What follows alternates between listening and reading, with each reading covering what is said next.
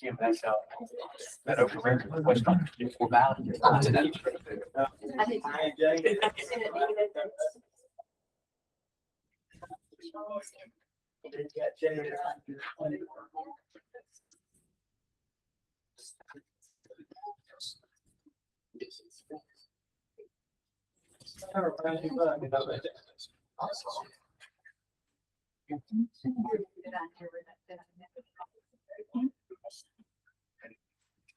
Okay, I have 6 o'clock. If you would, please cut your phones off or put them on vibrate so that it doesn't disturb the meeting when we're in progress. If you would, please stand.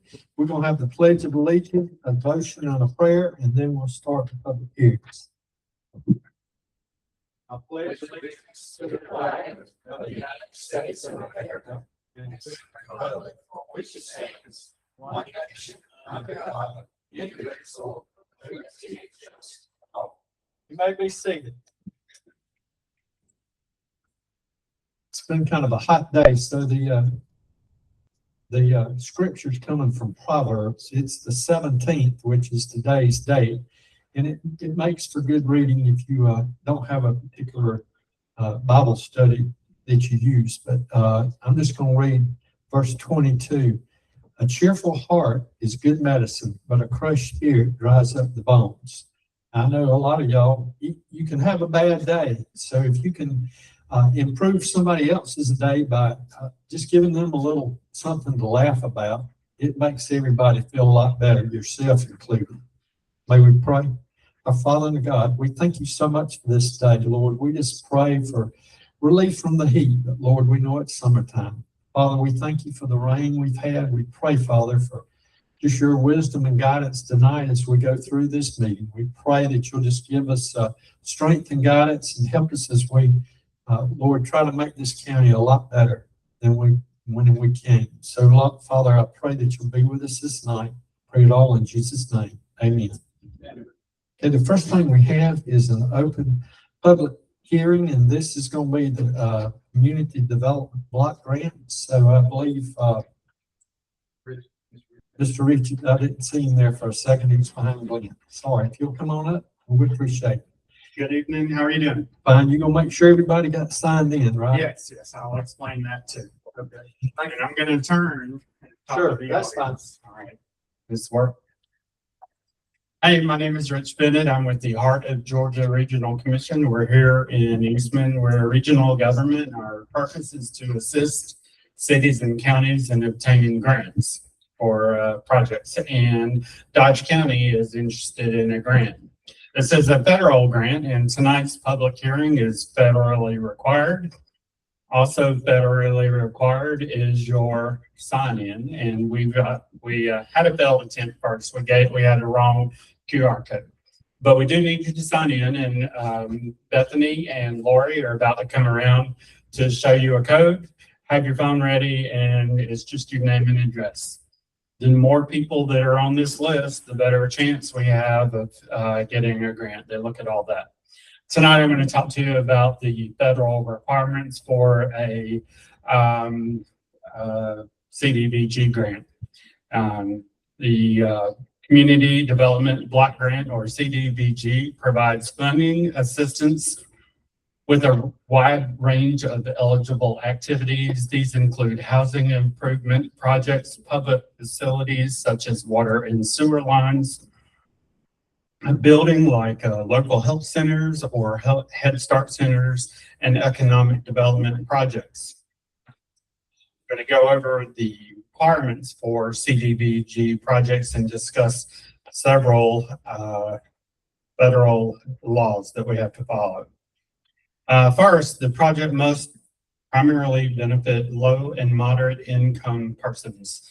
Dodge County is committed to ensuring that any companies receiving contracts for CDBG related work will comply with Section 3 of the Housing and Urban Development Act of 1968. This means we will make every effort to hire low-income residents by posting employment opportunities at the Board of Commissioners office and fulfilling any additional steps required by the Department of Community Affairs, otherwise known as DCA. Additionally, the county will comply with E-Verify regulations to confirm the eligibility of the employees working on these projects. Federal labor standards will also be upheld, requiring contractors to pay prevailing wages as determined by the U.S. Department of Labor. The county certifies compliance with civil rights, fair housing, and equal opportunity laws, as well as applicable presidential executive orders. To that end, we currently display an affirmatively furthering fair housing AFFH poster in the commissioner's office. We will also ensure compliance with Section 504 of the Rehabilitation Act of 1973 and the Americans with Disability Act. This means no qualified individual with a disability will be excluded from participating in or benefiting from activities funded by the CDBG program. For limited English proficient individuals, the county is committed to providing meaningful access to all federally funded programs and services under Title VI regulations. The county will also conduct an environmental assessment under the National Environmental Policy Act of 1969 and HUD regulations. This includes consultations with the State Historic Preservation Office when necessary, tribal consultations. If property acquisition is required for CDBG funded projects, the county will comply with the Uniform Relocation Assistance and Real Property Acquisition Act of 1970, ensuring fair and equitable treatment of property owners. Lastly, any potential conflicts of interest will be strictly avoided. No elected or appointed officials, employees, consultants, or individuals in similar roles will be allowed to benefit personally or financially from CDBG related projects. A copy of the CDBG application as submitted to DCA will be made available for public review within 30 days of its submission. And that submission date is the first week of April. And so we are just now getting started on a possible application. Dodge County is considering submitting an application to DCA for eligible activities. And this is the first meeting where we are accepting public input, which will play a key role in determining which project will be pursued. Are there any questions? Yes. What specifically is the project earmarked for? I mean, as far as finding grant info. Tom? So we have identified a low-income housing area. That area is on Jimper Road, known as Shady Acres. It is currently a dirt road that does have some water issues, some drainage issues. And eventually we'd like to try to apply for that project. It is a dirt road. Currently, it does have municipal water lines that keep us from being able to properly create ditches for drainage. And so in retrospect, we would like to pave and then also curb and gutter that, do a rollover curb and gutter for that area. Thank you, sir. Are there any other questions? If we have a low income grant, why not open up a dirt road? So, if God, yeah, do something with it. Y'all want to grade the main pavement. I want to have a 5-foot shovel, they build that damn hole. Well, they wash back in the rain. You put a better ride down the road, down the plain field, park, and go home. Some days it's like that. Some days you're happy with me, some days you're not. I can't. Let's stick to Sometimes the that happens. application that we have right now. If you got other comments, you can talk after the meeting. Anything else, Mr. Rich? No, Mr. Chairman and Commissioners, thank y'all for the opportunity, and we look forward to working with y'all for a successful application. Okay, so do you have a timeline? I know you said April the 1st would be when it would be, I guess, submitted. And so Right. Our next step is for you to decide to do it and, execute a resolution. And also we need to procure an engineer. That's a 30-day, process. One important date is if you're going to go for this, application is we need someone from the commissioner's office in attendance at a, CDBG, training session in late September. Right. Okay. Thank you. I appreciate y'all very much. Yes, sir. Thank you for Thank coming. you. Okay, If you this got any time, more questions, you can let me know. okay. All right, at this time we'll have the, public hearing on the Dodge County boat landing. You want to give them a little background so that they can, or I will. You know, we've had some discussions about the boat landing, the old boat landing. So, the board's trying to figure out, you know, just wants to get public input on what they think needs to be done with the old boat landing. Not that we want to do anything to close it or anything. We're just looking at, there's a deep well there and we're trying to figure out the best way to handle it for the public. So, And I'll add, so one of the things is right now that deep well that's at the old boat landing is paid for by you, the taxpayer. And it is servicing private houses. And so that's something that is a concern of mine, along with the boards, is that taxpayer money should fund private wells. And so that's the biggest thing we want to do is figure out how to isolate that well and give it to the community. all right. The easiest way to do this, I'm going to start on this side, start on the front row. I'll go from the center aisle over that way. And if you want to speak, if you'll come up to the mic and just mention your name, and we'd appreciate it. Glenn, you want to start? Certainly, I'll be glad to. Thank I was here at a previous meeting when a vote was held to give away the property. I'm not in favor of that. Mr. Harrington said the landing was no longer usable. That's not true. It's very usable at high river, low river situations. You can't use it. The new landing that was created several years ago at high river, you can't drive in there to it. You try to, you'll get swept down to the swamp. I know. A lot of concerns looking at it. The tax map says there's 1.3 acres there. This plat done in 1973 says 1.66 acres. The new owner of the house just adjacent to the south, Mr. John Daniel Law's old property. The original fence has been moved. There's two boat landings parallel there. Sometime in the recent past, a fence has been moved to keep people out. I don't know where the line is. This plat does. A little confused there. I think we need to look at it. I don't think it's right for the county to be paying water for whoever's getting use from it.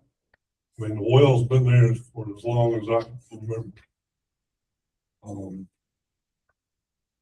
I think I'm not, as I said initially, not in favor of getting rid of the property at all, but we should be furnishing water. I've got a place right up the river. I maintain my well, pay for everything. I think everybody should. Thank you, for having us appreciate it. here. All right, we'll go next on that same road, Ken. Ma'am. All right, let's go to the second row, sir. Ma'am. Next row. All right, I can't see with the hat. Okay. You're in the yellow shirt.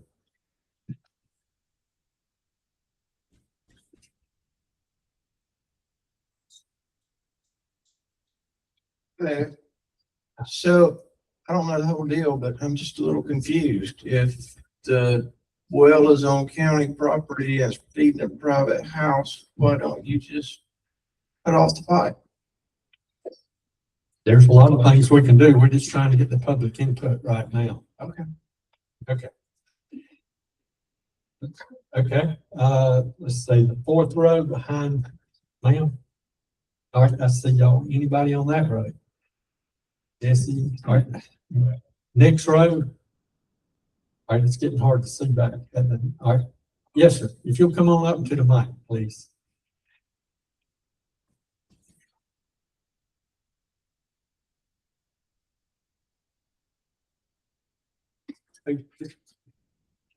Say your name, David. David White. Yeah. Just all that sure goes in the system. If the well is the only issue, nobody wants to see the boat ramp closed, right? The well is the issue. I don't want to see those people lose their water. But to make things simple, why wouldn't you do a 99-year lease to the people that are on the well for $1? Let them maintain it. Right, Do a triple net lease where they're responsible for everything. That solves the whole problem. sure. I mean, if it could be done. I mean, it makes sense to me. Okay, thank you. And anybody else on that particular row? Down the back row, I think that'd be the back row. It would start over here on this side. Anybody standing up? Mr. Sherman?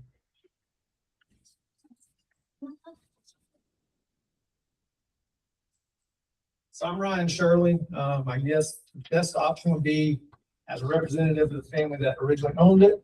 Our intention would be for the county to keep it open. I am married to John Daniel Law's granddaughter. We have 2 kids, 2 daughters, Jeanette and Diane. And we own the property just adjacent to that. There's a big tract of timber right there that we own, as well as an island. And from our standpoint, I prefer the county maintain it. If it were to go back to original ownership, then personally, it would look into some of the state laws to keep it open. There's really no reason to shut it down. Is it functional all the time? No, but it's still useful at times. Thank you. Appreciate you coming. Okay, coming on back up, Gil, Wallace. Okay, all right. Do anybody from the board want to make a comment before we close out the 2 hearings? Okay, can we just, can we get a motion to close the 2 hearings? I guess would be the proper procedure. Is that right, Counselor? That's correct. Okay. Got a motion to close the 2 hearings. Do I have a second? Second. Have a second. Any discussion from the board? Any discussion from the public? All in favor from the board, say, yes. Yes. All right, okay. Any opposed? Hearing none, it's unanimous. We'll go into our regular meeting.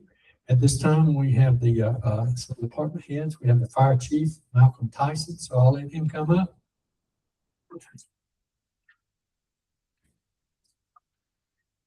Good evening, Chair, Commissioners. It's been a little bit since we've been up here, so we've had a little bit of a busy time last couple months.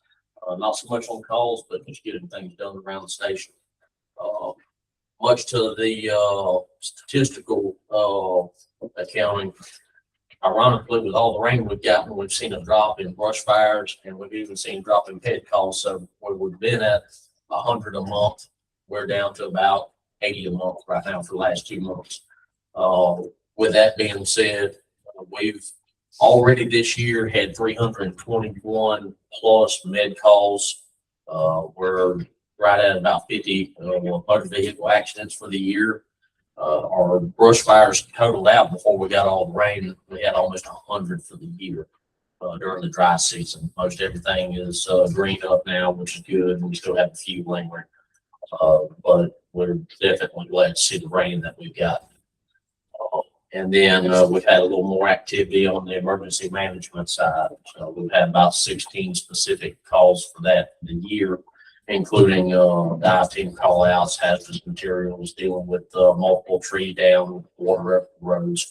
So we've been able to more so use emergency management to manage those incidents versus trying to run from call to call to call, especially with multiple trees down. As we move into this season, we're seeing more of that in lieu of the brush fires. So on that's keeping us busy. A couple of notes with that, looking at our numbers, last year we ran about 1,100 calls as the county department. We're on track for 1,200 this year. So we're seeing that increase. On top of that, couple of good notes. We will award a couple of small grants, through the National Volunteer Firefighters Council. Got some water, got some electrolyte, packets to add, so that's been helping keep the, firefighters hydrated. So that's a good thing, especially with the heat. And we've, got a fire class going through right now with about a dozen, participants, one being our county manager. So we are on the downhill slide the last couple of months. They're starting to get use of the training facility that we're still working on. And so that's been productive. And then in July, we were able to bring in about $2,300 on a few calls that we had. So, any questions? Any questions from the board? Thank you so much. We appreciate it. I Mr. do, I Chair. have a question. Can you give us all an update on the Raleigh Fire Station, please? Raleigh Fire Station, Station 5, the culverts have now been placed in the ground out front where the front apron exits onto Kirkpatrick Road. So with the road department, we're working with that to get that grade set and get the grade around the station and get the gravel put in so that we have a good all-weather surface to come in and out. Once we see that that's progressing, getting closer, we should be getting closer to moving from the old station to the new station. That's just in the works as weather and workload permits right now. You're still waiting on the state? The state will be an easy task. That's essentially just paperwork, move address to address, but that doesn't change. As far as ISO, that'll be an easy, just upload that we're moving right down the road. It's not like we're moving, 2 miles up the road. So it makes it a little easier to absorb that changeover. So. Other questions? Thank you. Okay, thank you, sir. We appreciate it.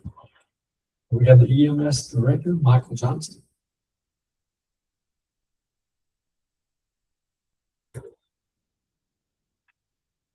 Good evening. Good evening. So for the month of July, call volume was 362 calls.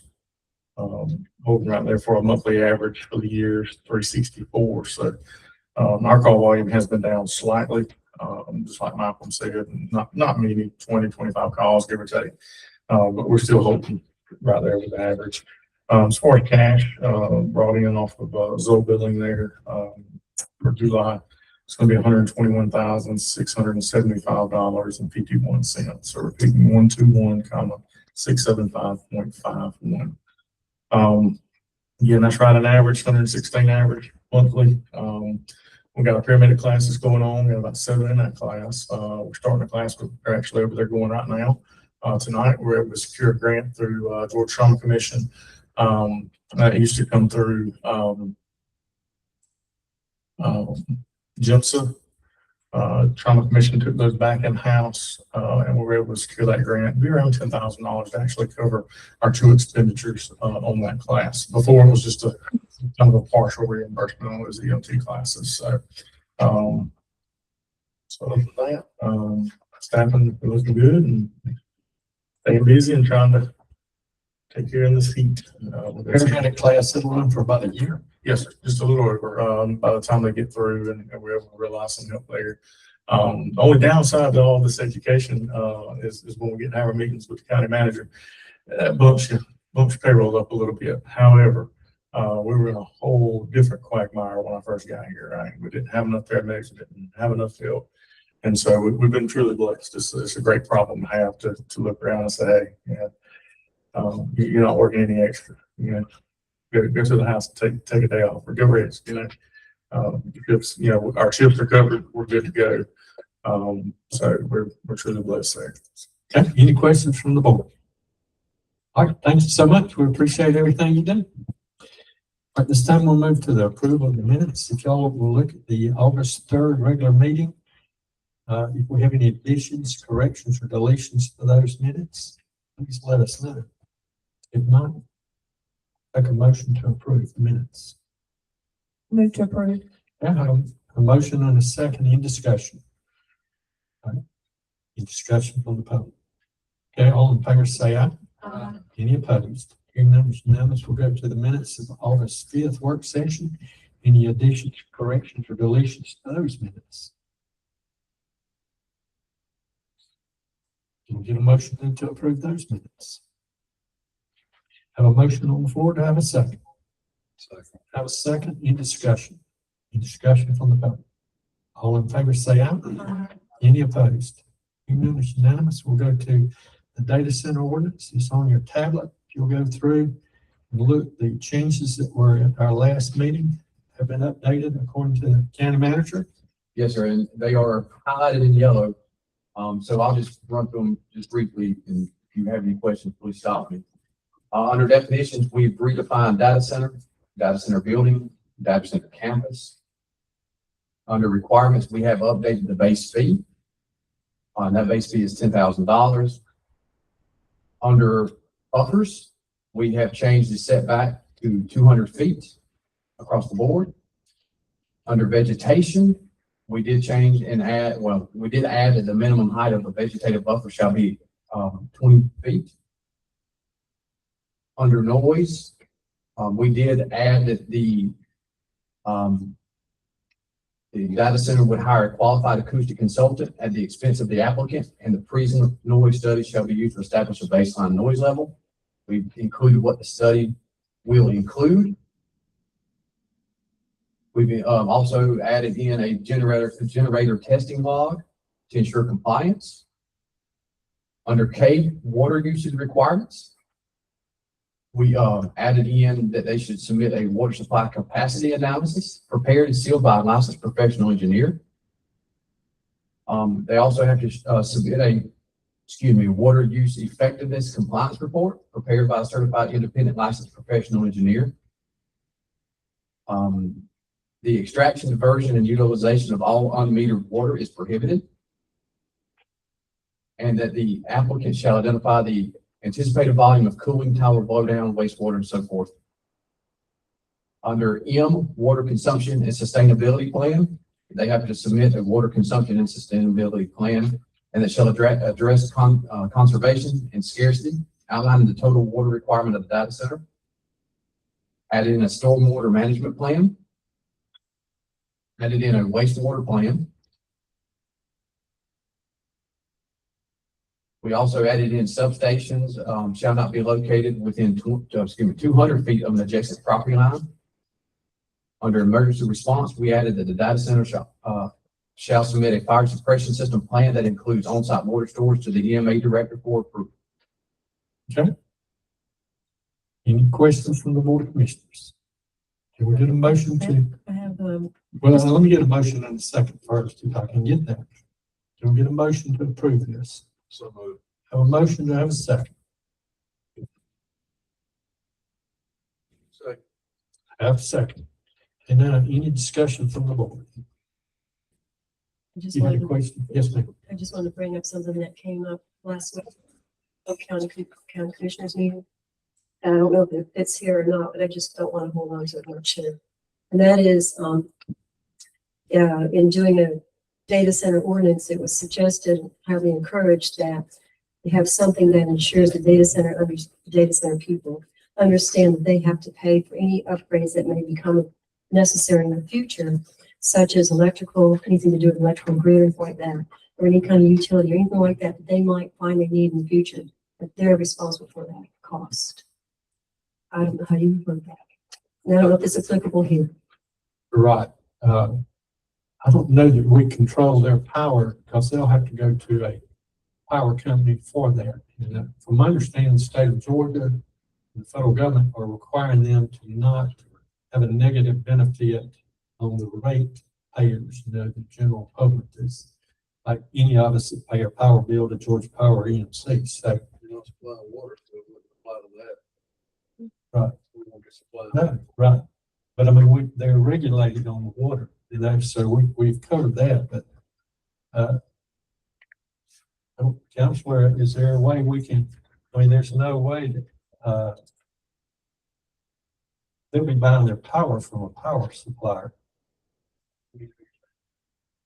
Because you don't regulate utilities and you don't have a county-owned utility, I don't think you can undertake to regulate utilities. You could put something in there, but it's not.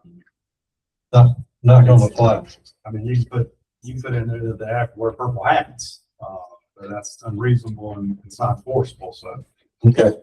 Yeah, that is ultimately in the province of the Public Service Commission to determine precisely that under the Georgia Constitution. Anything you put in there to try to add on to that, so then get kicked out. Okay. All right, does that answer your question? It does. Thank you. Okay. Thank you. Yes, ma'am. I want to encourage the other commissioners to revisit the setbacks. I still don't think 200 feet is enough for the setbacks, and I would ask that you would reconsider tightening the setbacks up a little bit, please. My recommendation was originally 1,000, and I'll settle for 500 if I can get y'all to come along with me. Right now, we have a motion and a second on the floor, so unless the board changes the motion in a second, we don't even have a vote on it yet. Are you gentlemen okay with your motion in a second? Okay. All right, all in favor, raise your right hand. Oh, yeah, excuse me, public comments. I'm sorry. Any comments from the public? Hang on just a minute. You'll sit down. She's first. You're right here on the second row.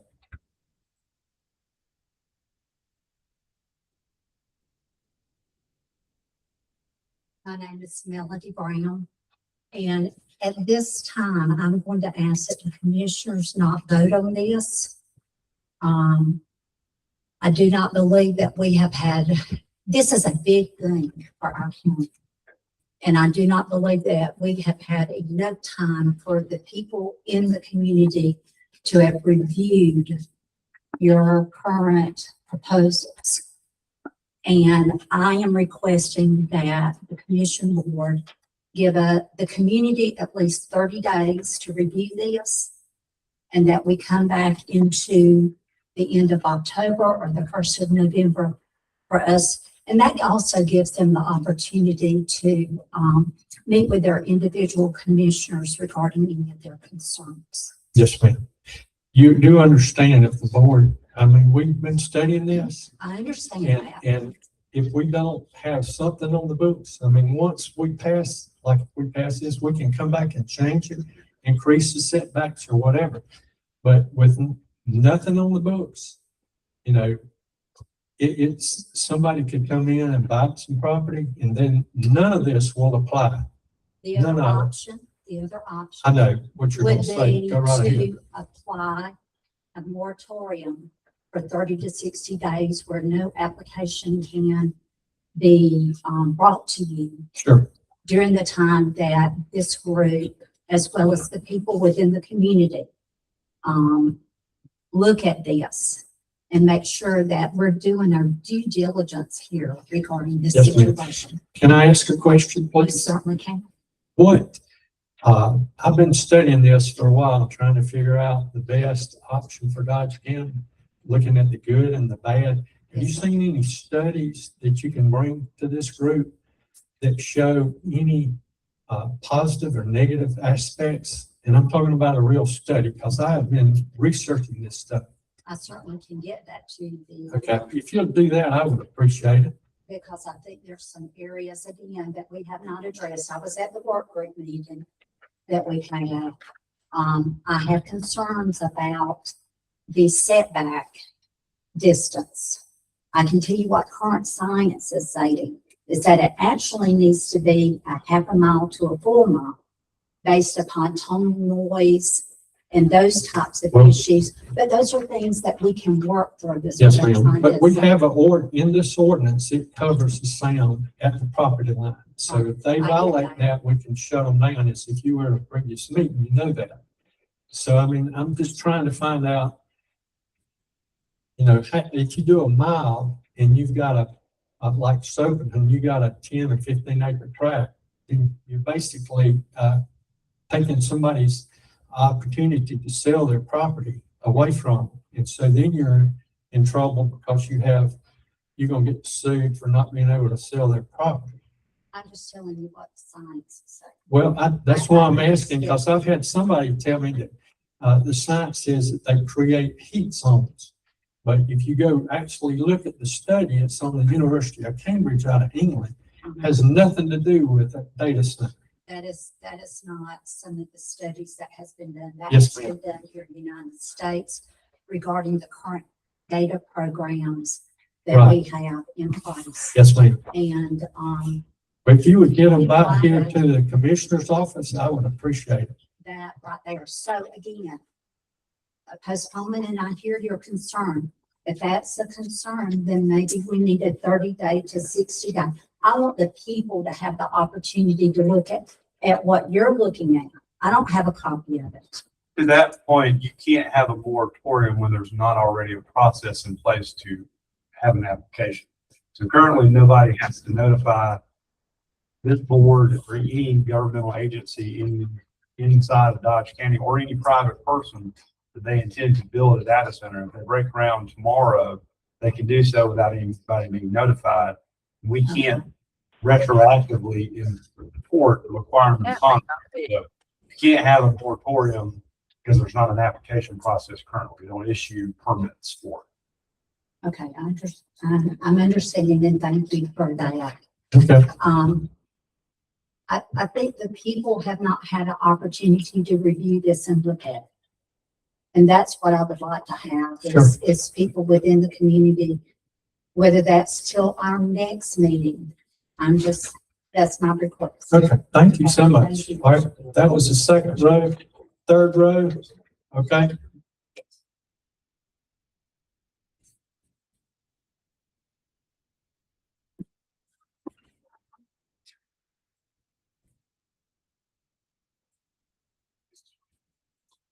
My name's Larry Johnson. I'm concerned about the data center. Nobody in this room has considered the fact of what is going on with the data center.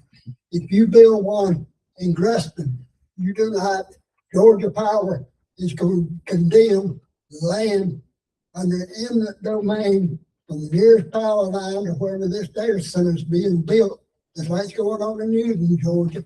Going on in Chatham County and Savannah right now. Georgia Power is in court over a lawsuit trying to obtain right-of-way to build transmission lines to feed these data centers. They don't feed off of the distribution system like you have in town. It takes 115, 230 line, voltage lines to feed these data centers where they build a big substation. Mr. Watson lives down there, Lower County. They built one down there, him. They want to go across this cornfield. They're going to take the right of way across this cornfield without his approval and build it. And you're going to have more and more people in this county that is totally PO'd because of where the transmission lines are located in this county to feed such kind of centers. One goes out of Eastman, goes to Cochran. One goes out of Eastman, goes to Hawkinsville. Other goes south from McCray.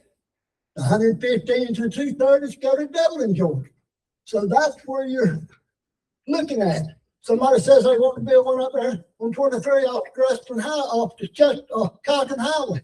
There's no transmission lines within about 12, 13 miles. How many landowners are they going to take land from? Okay, thank you. Rob, we're gonna come up, okay.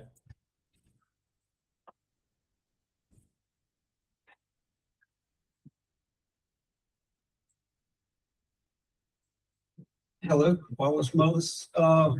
I just got, concerned about the, ordinances. And I'm not talking about solar farm, but I am talking about EDPR. They are going to renew their thing under the new guidelines of the solar ordinance. Okay. I'm going to assume that y'all were worried that if we had stricter solar ordinances, that they would not come. Okay, their time expired. They're resubmitting under tougher guidelines. In my opinion, they're still not tough enough. So when y'all doing any kind of ordinance for data, solar, whatever, look out for the community. You know, because if they want to come here and build, they got the money to do it. So look out for the community. Could I get a show of who No, voted? sir. No, we're taking comments. This is a public hearing. We're not voting on anything tonight. Okay. Other than, we're trying to pass an ordinance so that we can protect the public, but it may or may not pass. I don't know. Right now, we're in discussion. But make it tough enough to look out for the community. Sure. Don't worry about these companies. If they Right. got money, they can do it. Right. I think you're gonna find the difference between Dodge County and like the big one in Twiggs County, the solar farm up there. Is my understanding, I don't have this factual, but that the county up there gave, some kind of, encouragement to the people to bring the farm in. We're not doing that. You know, they're gonna have to pull their weight. So anybody coming in Dodge County is not getting any economic, benefits, I guess you might say, from the county. You know, they're gonna have to pull their weight. So, I mean, that's part of it. But thank you. I appreciate all you've done in the past to help us come up with solar ordinance. To in your place and all that, that helped a lot. But you know, I pushed for no tax abatement years ago. Yes, sir. So I'm glad that. Well, that's, you know, I think you'll see this group right here not interested in any kind of tax abatement for either one. Thank you. I appreciate it. Okay, anybody else on that road? All right. Yes, ma'am.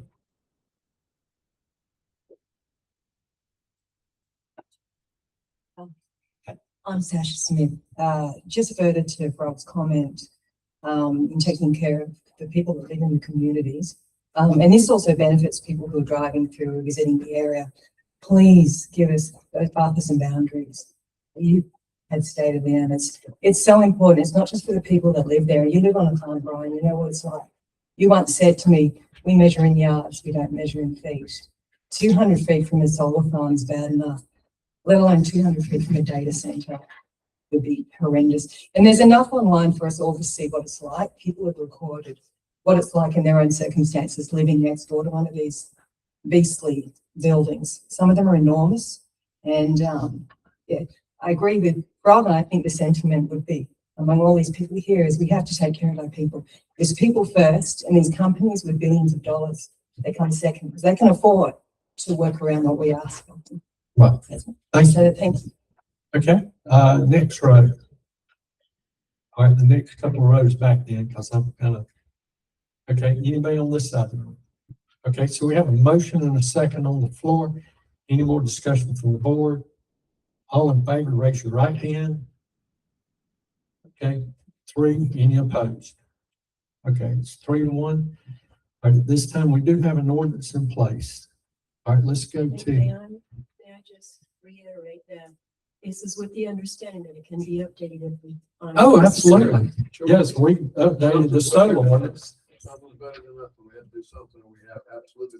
To protect ourselves. Okay, Thank let's, you. thank you. Let's move to new business. We have the approval of the accounts payable. It's on your tablet. If you'll take a minute and look over that. If you have any questions, I'm sure the county manager can answer them. If not, he'll get you an answer, but anyone in particular you can think of that's out of ordinary? Okay, we have a motion on the floor to approve. Do I have a second? Second. Have a second. Any discussion from the board? Any discussion from the public? All in favor, say aye. Any opposed? Hearing none, it's unanimous. Move down to the Workforce Development Board. I'll turn it over to the county manager.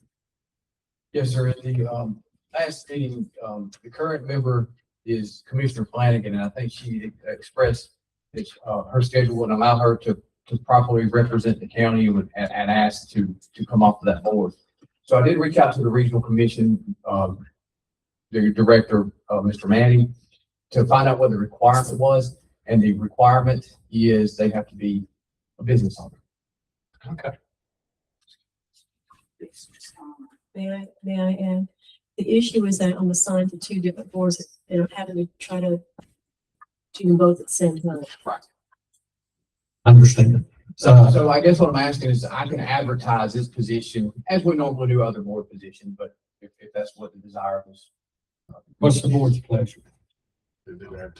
Okay. If you'll do that, we'd appreciate it.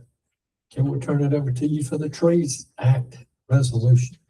Yes, sir. At the, last meeting, it was asked to create a resolution, for this board to consider for the Trees Act, which is disaster relief due to Hurricane Helene, for those that had, damaged timber. And this act would include, the relief of taxes from the fourth quarter of 2024 and all 4 quarters of 2025. I have that resolution, to present, I believe, Attorney Daniels sent that to us. So if y'all approve it tonight, you can, sign it, and I will be glad to hand deliver it to the tax commissioner tomorrow morning. Anybody want to make a motion then on this Trees Act that will help people that lost timber during the storm? A motion on the floor to approve. Do I have a second? Second. Have a second. Any discussion from the board? Any discussion from the public? Okay, all in favor, say aye. Any opposed? Hearing none is unanimous. We'll go to Robert Bellflower with the tax issue.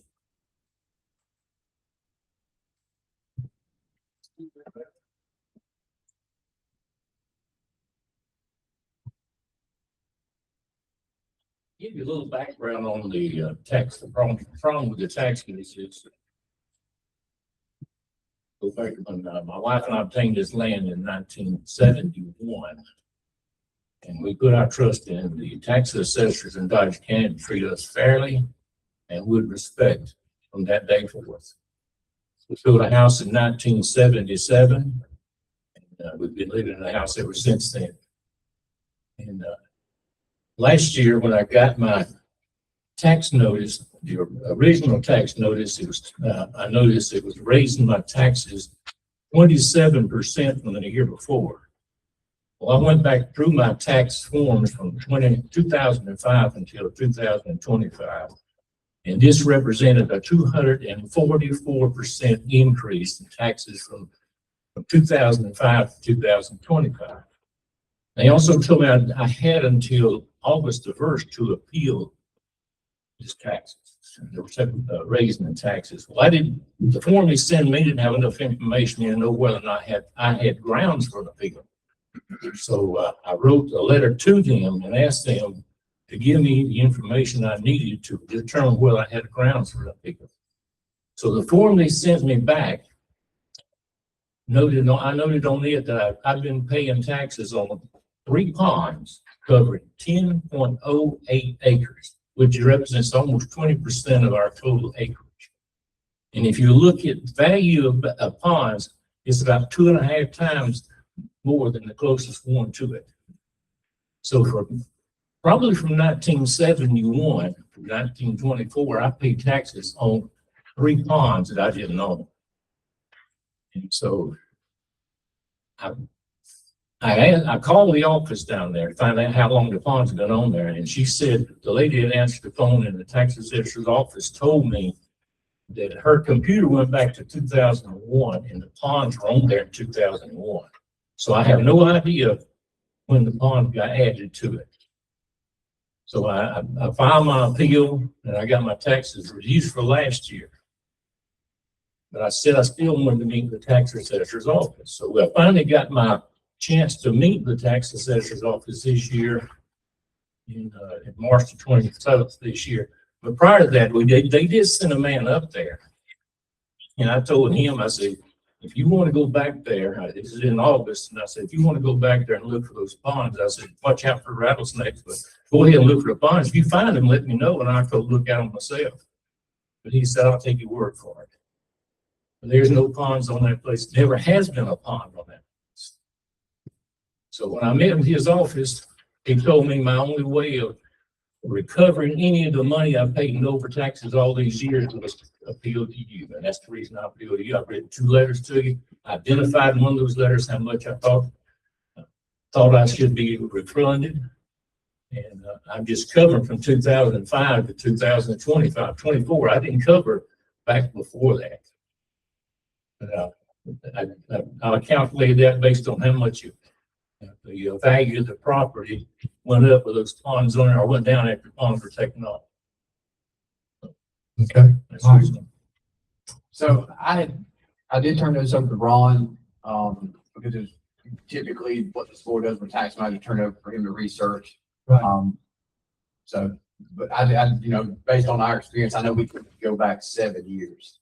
So I wanted him to research it as well. It does appear that, Mr. Bellflower was taxed for a property that essentially was not the character and type that, was showing on his tax bill from what I was able to obtain.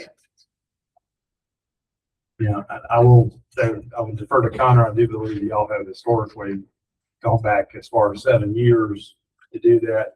He does have a little bit of a unique situation because it requires some sort of speculative math determining the value of the ponds, and I think that's exactly what he told you. He had to sort of come up with what that delta was. And so if you were to go back 7 years, you could create a formula with that. But, it does appear that it was incorrectly identified as having additional ponds that he does not have. According to my calculations, I've been paying it 5%, 5.1% too much over the years. Okay. Does anybody know how pond is valued versus land? I can tell you this one. Ponds on here is $4,600 and the land was $2,000. I would have to ask one of the, either Joe Norman would be who I'd have to ask. I do not know the answer for that. Okay, what would probably be like one of the commissioners just stated, can you give us, we just need some time to pull up some information so we can figure out what we owe you. I mean, basically, you got charged for 3 ponds and there've never been ponds on your property. So I can't say that I've ever heard this happen quite like this before. So I would, if you will give us a little time, we will come back with you and get with you and come up with a figure, okay? Yeah, and I talked to the commissioners. I told them, you got a form in here. They sent to me at the time. And it looks like this. And it gives you the breakout. It says you ponds for $4,600 an acre. One, they send everything, every year I get the dwelling and I get the land, 55 acres of land valued at X amount of dollars. And my assumption all these years were that they had, you said it was so much an acre, so you multiply by 55 acres, and that's when you come up with that figure. That's what I thought until I got this form. And I see 4 categories now. Now, since this year, when they redid it this year, they've added 3 more categories to it. So I don't know I don't know how they come up with it. And the other thing that kind of bothers you is 10.08 acres. If you ask me how much money is on my pocket, that's about $25. You want to count it, I counted it as $25.35. If you got 10.08 acres, that tells me somebody must have measured it. I don't know how they came up with that figure, 10.08 acres.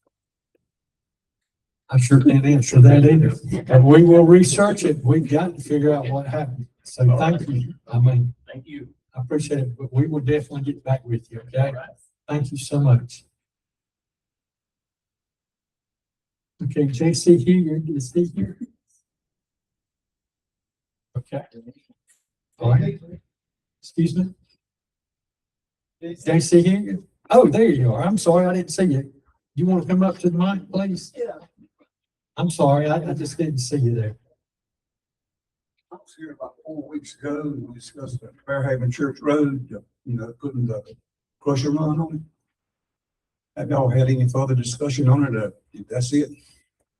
I know the road committee was going out to ride it, and they've also been looking at,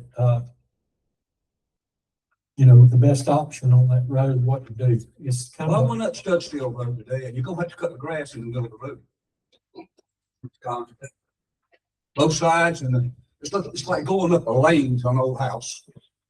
Grass about that high in the middle of the road on both sides. That's not an option. I'm not being smart. okay. I had one more page of these.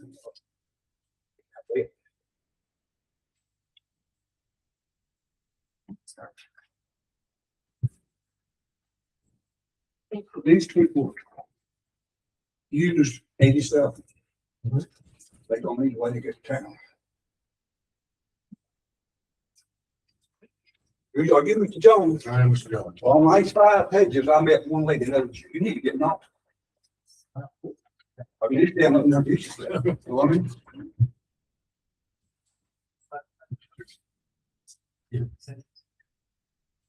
So, I mean, any problems, they'll hang it up for vote tonight, fix it. Well, we will, after the road committee brings a recommendation. The lady just below me calls children from Wilcox County. And, you know, to up here at school, have learning disabilities. And, she don't want to go through Ryan, and she don't want to go through Hawkinsville. She likes to get them, you know, out of that van as soon as possible. We got 2 churches. We found, I counted 4 school buses today. I just want to know where we stand for it. I'm not gonna bother you no more, I just need an answer. These people are listening tonight. So. Yes. But it's, of course, up to the board, but right now we don't have the information concerning Fairhaven Church Road. So What kind of information do you need? you're looking, you want the whole road gravel. No, I won't crush the run. You put Well, gravel on I the mean, hill, the same thing. Right off, you know Yeah. what I mean? What we've done on the hills, that's already been It's done. back on, right on. Well, I'm sure you know everything, so, but as soon as we get some kind of figures on what it costs and if the road, the people that live on that road don't have a problem with it. I didn't ask them people. I mean, if I asked him, you said, you know, I was trying to persuade to do it, but then these people, none of them live on that road. So let me take over just a second. So if you don't mind, Mr. Chair, so the road committee and I did ride both Studstill, we rode Rocky Springs Road to Studstill Road, and I will concur with Mr. Here that their grass on the side of the road is a little tall. We don't need the same contract to do this road. Right, but I will say that the condition of that gravel lane, or road is really good. There's not been a lot of erosion on it whatsoever, just like we've seen in other aggregate surfaces. You can't pass them. Well, let me say this. Get him to go back to the microphone. Let me say this. So we rode, so I wanted to see, we're worried about the quickest route to basically the hospital is my understanding. It's Crater to town to Eastman. If Highway 87 is they're replacing the box culverts. So we did ride Rocky Springs Road to Studstill Road. Studstill Road, where it's gravel, is 3.3 miles. The average width of that road is 22 feet. And then we rode from Mitchell Fire Department down Jim Ross Road to Fairhaven, and then took the dirt part of Fairhaven back to Highway 117. From Mitchell Fire Station to the end of where Jim Ross and Fairhaven intersect is 3.3 miles. So roughly the same distance from Studstill to Jim Ross. Fairhaven Road is currently, the average width of it is like 17.5 feet. It is wider in places, it is narrower in places. But it is actually 7 miles from Jim Ross Road to Highway 117. So it's actually a longer drive. We can rock it. I mean, that's not a problem. Not that can we not do it, but is it the best expenditure of the funding to do that? You're not going to pass on Fairhaven Road. And then if you do ride that 7.5 mile, or excuse me, 6.87 miles, you're going to be at an average speed of about 30 miles an hour for 7 miles compared to that speed on Studstill at for 3 miles. And then once you hit Rocky Springs Road, then you can get up to speed 55 miles per hour or 60 miles an hour. That was what the road committee had suggested to me. They also asked me to contact emergency services with a scenario on how they would best reach an address past that box culvert repair. Now, one thing I want to remind the board is that the repair is a box culvert. It is a precast box culvert. It's not a bridge. It's nothing like that. So they are going to have to shut down the road for a period of time, but it's going to be a completely different project than, say, Highway 257, where it's a bridge. So there's no pylons or anything like that. But I did send the road committee the responses from both the EMS director and fire chief.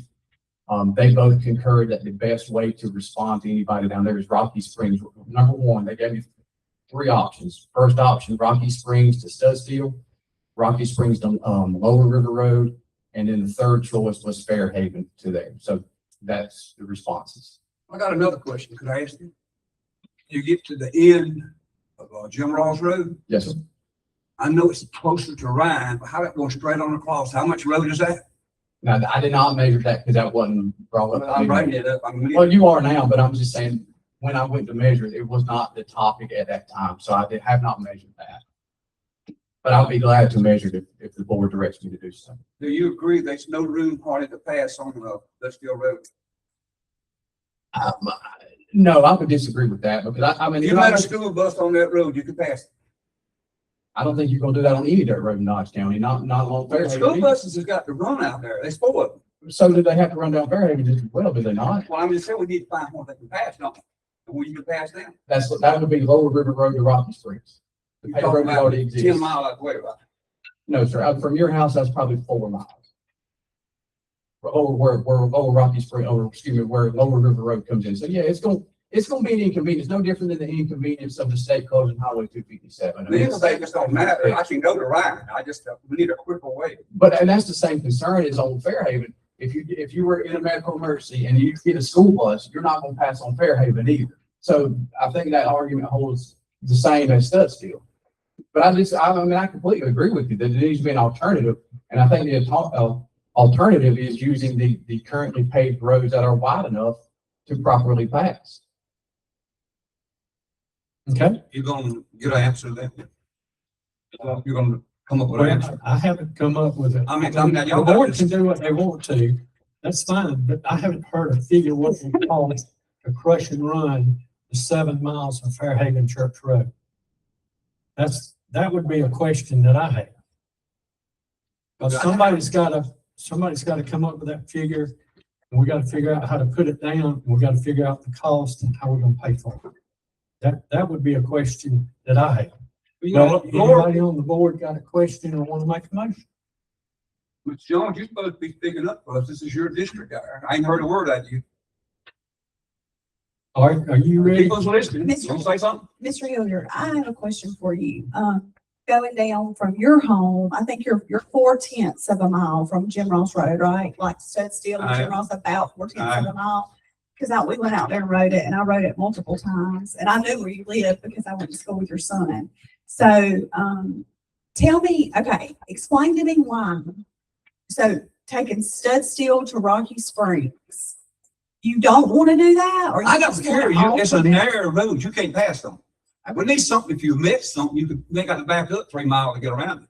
Okay, so Fairhaven Road is twice as long as Studstill Road, and it's narrower, it's more narrow. So give me another alternative besides. I'll tell you another one. Okay. I'd like to talk to him about it. You know, when you get to the end of Jim Ross Road, it comes out closer to Ryan. I realize that, but you have a good road to get to the Ryan Highway straight across. Ain't that right, Mr. Conn? You're right. That's my answer. You asked me, that's my answer. Yes, sir. It'd be less road for you to have to, excuse me. No, you're good. I'm just asking, I'm directing him to please do that measurement for me. I want to make sure to have that on the record because I did not know. We would have measured it that day. We went. It would be from less your costly. house. It would be less costly to fix that road patch. I realize it's closer to Ryan, Brian, but we'll be getting to a paved road quicker when you could get these. Yeah, because, What was those, I'm sorry. no, go ahead, Brian. What was those measurements again? Cause I understood that the Fairhaven and Rocky Springs, what were the measurements? So width on Studstill Road was 22, the average width. Not the one I rode on, it wouldn't. So Measured this with a tape measure, 22 feet wide. I measured with a rolling wheel. And it is narrow in places. You are right. It Now, is narrow. granted, now there is some dirt shoulder on that Yeah. road, just like you. I mean, there is dirt shoulder. So in some places it's 35 feet wide. But the gravel itself is going to be, but then there's places that the gravel is the shoulder. But it averaged 20, 22. I'm not telling you there's not places that were 20 or 19 or things like that, but the average based on, I think, 8 measurements of that road in 3 miles. I did, tried to be at least every mile, but I did 8 measurements. And Fairhaven was about 17 and a half. Now there's some places that are 19 and 20. Typically when you get more towards like Isom Springs and Benevolence and things like that, but closer on the Jim Ross side, it was closer to about 17 and a half, 17, 16 in places. There was some that was almost 10 feet wide where some houses are really close. It's just a little gravel. Pass on either road. Correct. So I probably took measurements on Fairhaven, I probably took 15 measurements of the width of that road in different places. Y'all pay Orford Cemetery Road to Lower Road. I think maybe 2 houses on it. I'm not being smart, you know what I mean? We got the traffic there. I mean, the people that live there, that's what I'm saying. Would you consider going straight, see what that is? I would ask Connor to measure that for us, please. That's what I said. You So we would can put consider that that. on the, yeah, to put that on the To record. me, that would be the easiest to solve the problem, you know? But for Fairhaven, I want to say this for the record. There's 10 houses for 7 miles. There's 10 residences. on Well, I the didn't mess with none of them, because you just said, well, you got the people that live on, surely they want it done. I didn't get a signature from that road. You can look at the list. Right. I just want that out there, you know, because that's a lot of road to rock when it's just not a great road. I mean, it's, Well, the road going on across is pretty wide, and it's It's a lot of us, but it's a wide road. It's not as long. well, let us measure it and then we'll gather back. Because the recommendation for the committee right now is still to Rocky Springs. The way this thing goes, if he'll tell you this, they're not gonna say we're gonna close the road tomorrow, we're gonna. They'll be up. And I And the just want you road to know, will be closed. I feel you. I live right up from 257 bridge closure and it is a headache. And everybody's traveling West Chicken Road and I have gotten a million, I can't even go to church because everybody wants to talk about the road. I mean, I'm not being funny, but seriously, it's terrible and it's gonna be an inconvenience for you. It is, and everybody. The convenience, I really ain't concerned with the convenience. You gotta understand that. It's getting, my wife's on my apartment, Mhm. she's on Walker. I had to leave there, you know, and I met somebody, I ain't got time to wait around or see if I can pass them or do whatever. That's why I think the straight shot comes. I mean, I ain't trying to take that, but you understand that. Yes, sir. We appreciate it though. Thank you. Appreciate you coming. All right, next we have Michael Cato, Log Cabin Road, Stephen.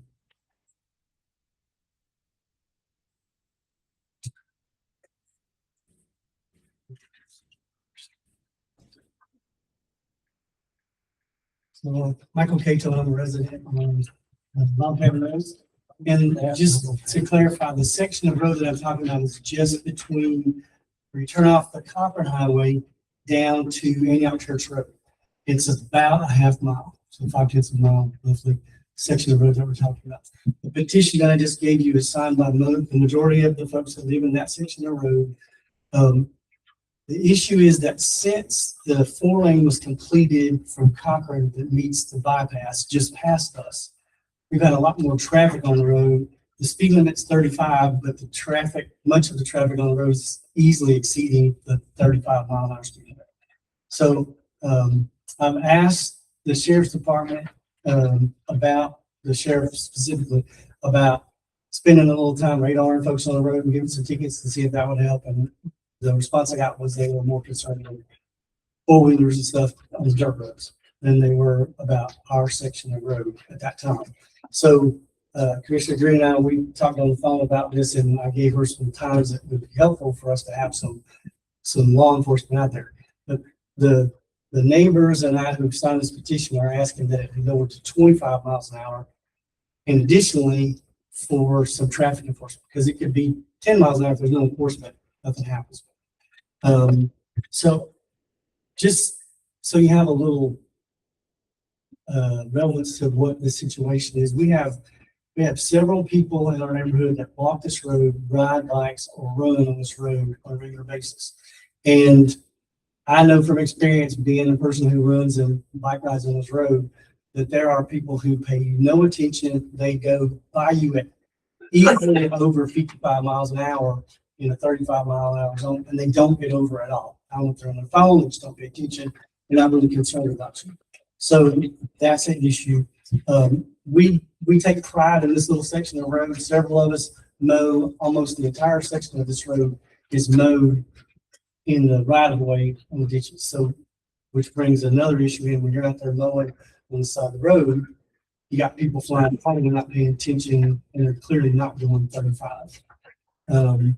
And we do also, tree falls in the right of way, one of us gets it up.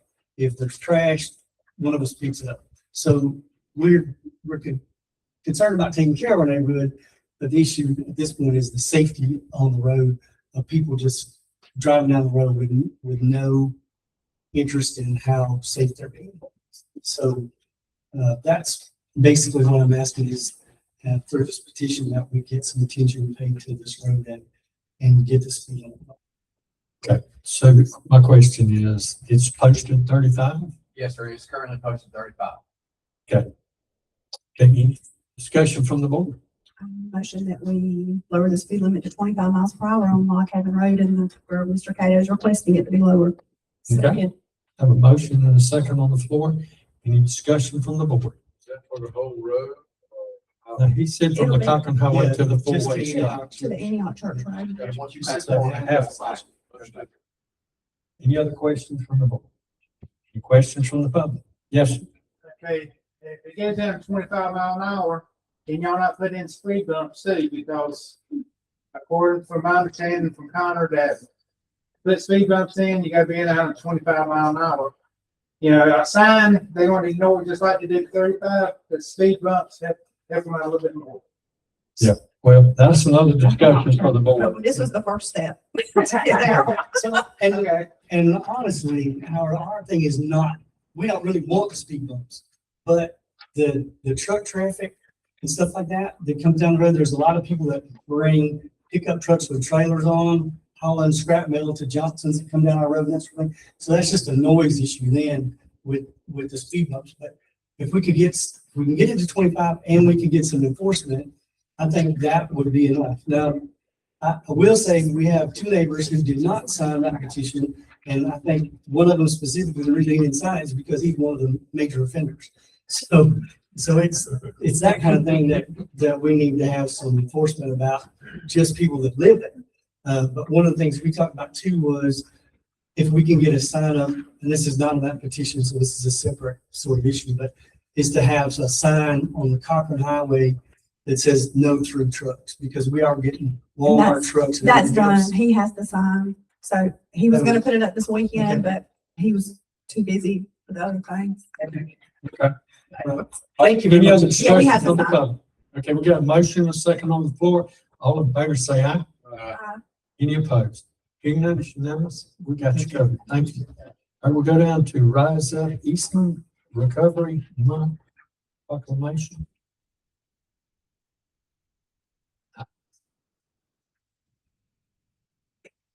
Good evening. My name is Ashley Black. I am the ARIC coordinator for Rise Up for Community Service Board of Middle Georgia. I actually had a couple things that I submitted to Connor. One of them being the Recovery Month proclamation. September is National Recovery Month.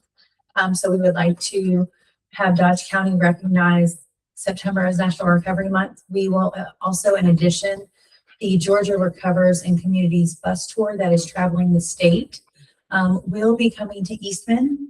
So we will have a bus tour stop on Friday, September 25th. It is a proclamation stop. And so we also would like to request that maybe a county member, commissioner, somebody come and read the proclamation at the stop and show support that Dodge County, we are actually opening Rise Up Eastman tomorrow. So our soft opening and ribbon cutting is tomorrow at 11. If anybody would like to come out and see the services that we're going to be providing, check out the location. It's at 103 College Street. We'll be providing all recovery meetings. We've partnered with the Coney Fall Line Technical College for GED classes out here. And all of these services are free of charge. We have a safe and sober environment for people to come and hang out in.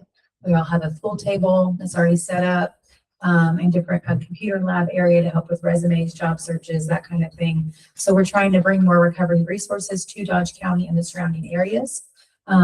We have a Rise Up in Dublin that's been around for 8 years, and it's amazing. And we served over this past year, we had 33,000 interactions that we provided. And so we serve 16 counties though. And so that's where we brought Rise Up Eastman to Dodge and the surrounding areas, because one center for 16 counties is just way too much. So we are excited to have Rise Up Eastman here.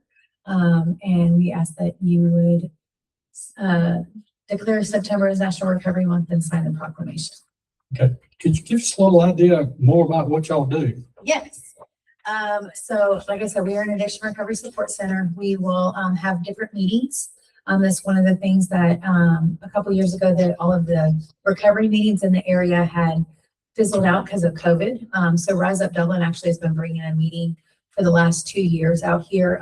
Currently it's at the Methodist Church, and we will be actually moving it over to the building. We will have meetings throughout the day. We'll have a grief and support loss meeting for those that have lost loved ones to addiction. Dodge County does have a very high rate of overdoses. And to help combat that, we will be doing harm reduction and prevention. We do have the 24-hour Narcan box. It's at the Eastman City Hall outside for 24-hour access. And plus we'll be giving out naloxone and kits at different events that we do. We've been going to the Dodge County Farmers Market on the Saturdays and setting up a table. We've had some great interactions with that. We work with the drug court as well here. So we'll be providing meetings and peer support for, the people in recovery, helping them find a pathway and helping them self-direct their recovery. We can help with detox and treatment options as well. So those that are looking to get help, we will do that as well. Okay, any questions from the board? If it's all right with the board, I'll read the proclamation and see if the board will go ahead and approve it for September. As you said, September of 2026 will be the National Recovery Month in Dodge County.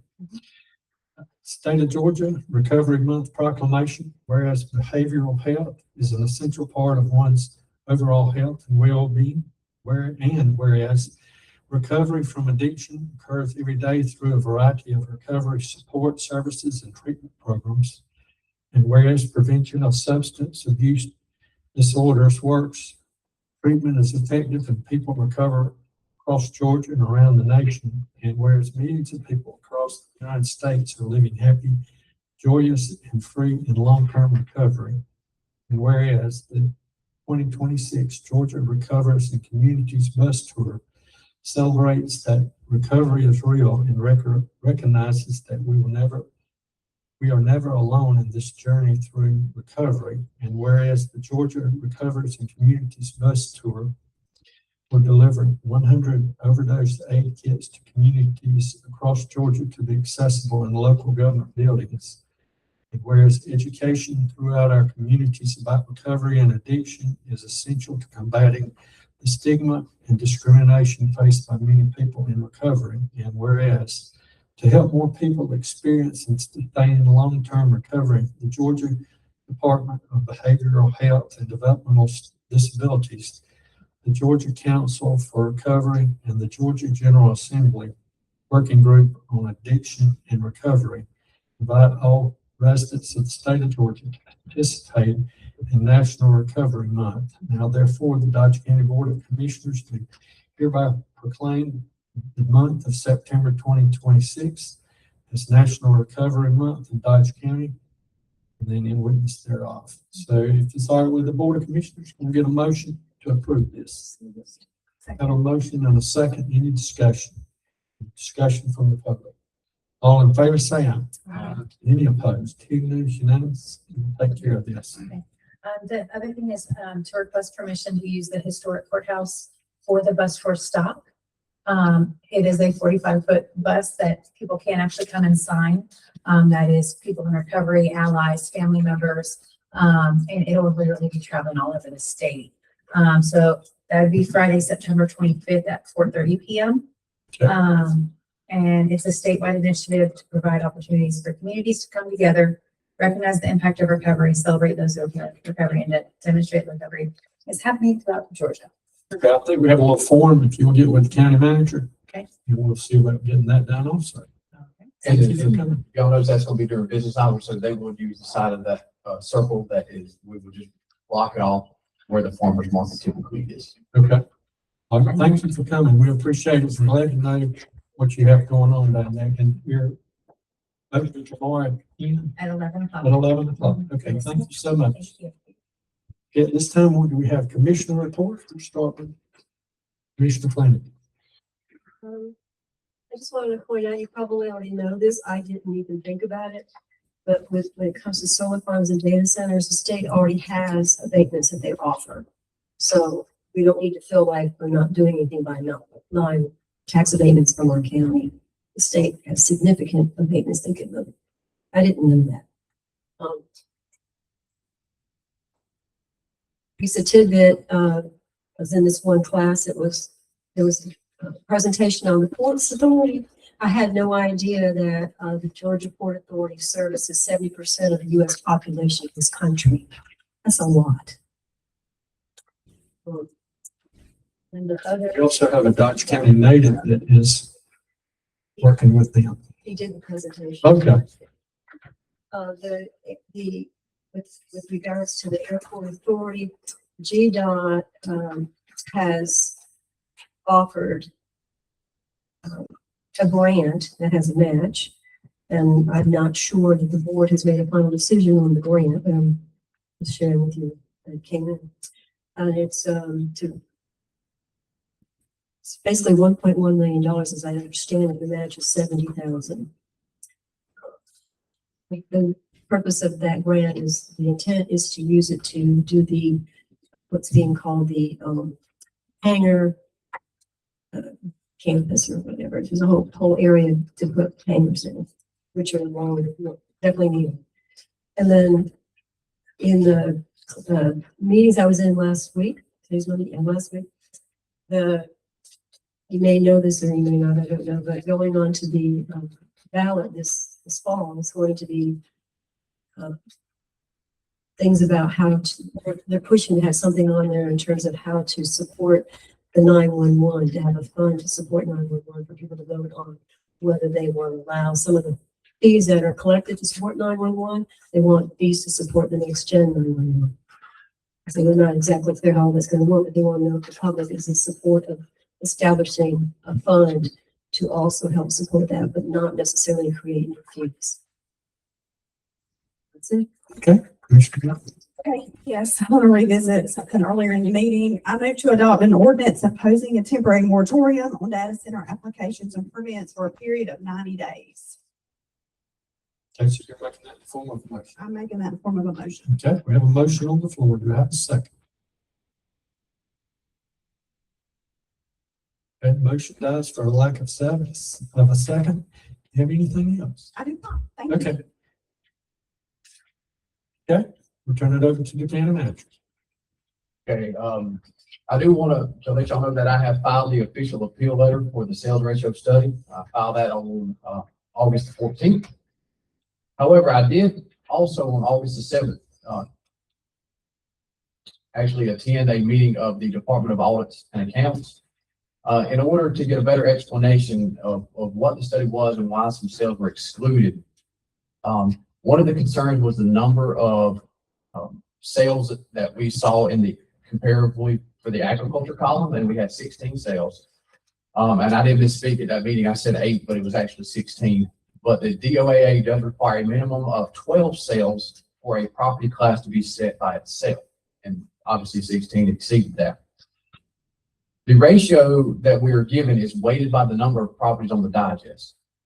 Now, give you a better picture of that. So when we look at residential properties, and we know they were at 38%, and then commercial and industrial also at 38%. Residential is 44% of our digest, agriculture is 41%, and commercial and industrial make up roughly 12%. And they're weighted by those averages. So obviously residential and commercial are the heaviest hitting ones, and then C&I afterwards. So that's why our ratio was so low. Also, that there are 30 different qualifiers that would cause a property to be auto-deleted from the study. And some of those were actually owner financed. So if they determine that it is owner financed property, they will remove that sale. If you're a local government employee and you bought some property, they will automatically remove that sale from being qualified. And of course, if you buy more than 3 parcels of land in one purchase, they will automatically disqualify for being included in the study. What I did learn from that meeting is that the ratio study was brought into existence in 1985 as a way for school boards to show that they can do the 5 mil match in order to get QBE money. So if y'all familiar with that, QBE is just kind of what equalization of school funding to those that were in smaller areas could get the same level of education as those in more metropolitan areas. So The detriment to the county would be obviously state coming in and redoing our audits or assessments, but also the taxes that utilities pay. Public utilities pay the ratio of the sales study, not the 40% that every other taxpayer has to pay. Moving on to the Dodge County Board of Health, local Board of Health. I have received notification that Mr. Mike Grenade has resigned his seat effective August the 1st. And his seat is one that is county appointed, and he served in the capacity of a consumer advocate. So along with advertising the Workforce Initiative Board, I would seek permission to advertise that position as well. Okay.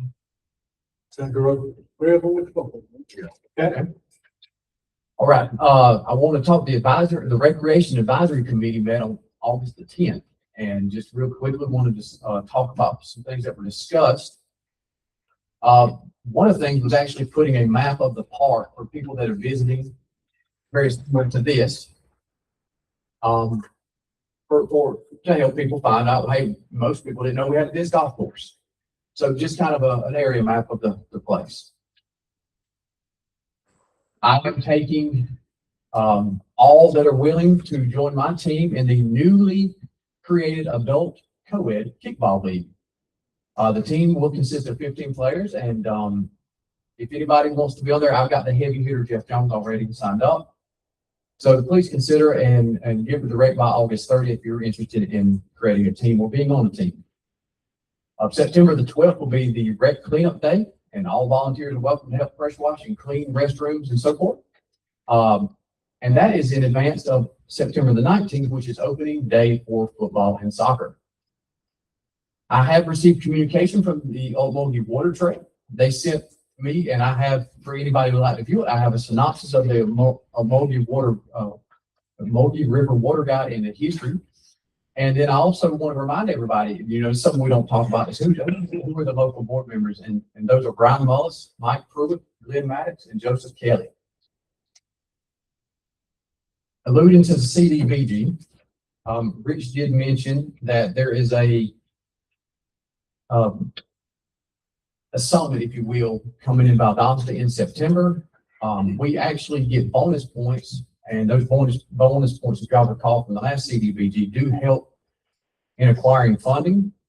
I believe a few meetings ago, I asked if anyone was interested in attending, and I have not had a response. So at this time, I will pose that question again, and if not, our clerk said she would be glad to attend and get those bonus points on our behalf.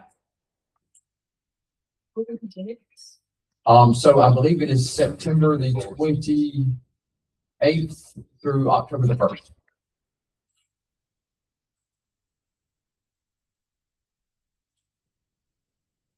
Okay. Anybody got those dates available? Not available, Connor, I'm sorry. Okay. Well, anything else? Yes, I do. Waiting, it continues. So I do want to let y'all know that the 2026 Legislative Conference will be occurring in Athens on October the 7th through the 9th. Registration does open August the 19th.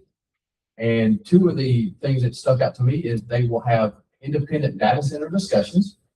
And also they will have a House Blue Ribbon study on local government as it alludes to taxation, funding, and budgeting. This is one of the committees that is chaired by Chaz Cannon, the representative from Colquitt County. He is also the county manager of that county as well. But this is the committee that is looking as part of House Bill 1116 and so forth, and Homestead and all that. So definitely like some representation there if at all possible. And then what dates? So October the 7th through the 9th. I do plan to be at that, All right, and then the last thing I had. By the way, Connor, those names you just mentioned and those topics we're discussing this week. And of course, I've had, I think in the last meeting, I told y'all that I was a district director for the Georgia County Managers Association. So we did have our phone call, and that topic was brought up pretty heavily, that they are just avoiding, that committee is not really want to engage with local government. So I'm just curious to see if that's still the case. That was earlier within the year. Last thing I have is, there was a public notice in the newspaper, that ran last week, and it was in regards to EPD, which is, they're the solar farm company, that happened at Sawmill Junction. Obviously, they have to renew their application, and of course, part of that was having a public hearing. However, it was brought to my attention that they did not place the signs around the property. As such, I informed them that the meeting had to be canceled because it did not comply with the ordinance. I also put that on our social media, and with the help of some people in the community, I hope that already got spread out. There will not be a public hearing that EPD is holding tomorrow. It is canceled. Okay. Anyone on the board got a question for the county manager? Okay. Do we have a motion to adjourn? Second. Have a motion. Do I have a second? Have a second. All in favor, say aye. Any opposed? Hearing none, it's unanimous. We're now adjourned. Thank y'all for coming.